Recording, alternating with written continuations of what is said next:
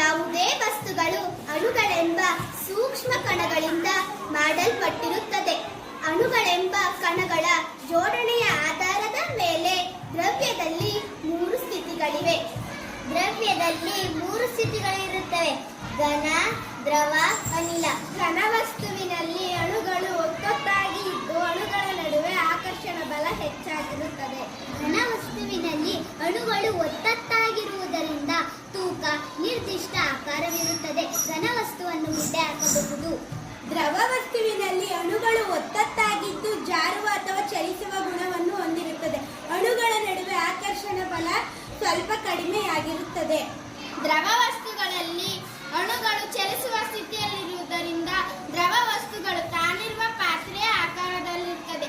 ಇದನ್ನು ಗುಡ್ಡೆ ಹಾಕಲು ಸಾಧ್ಯವಿಲ್ಲ. ಇದಕ್ಕೆ ತೂಕವಿರುತ್ತದೆ. ಅನಿಲ ವಸ್ತುವಿನಲ್ಲಿ ಅಣುಗಳು ವಿರಳವಾಗಿದ್ದು ಅಣುಗಳ ನಡುವೆ ಆಕರ್ಷಣ ಬಲ ಇರುವುದಿಲ್ಲ. ಆದ್ದರಿಂದ ಅನಿಲ ವಸ್ತು ಕಣ್ಣಿಗೆ ಕಾಣುವುದಿಲ್ಲ.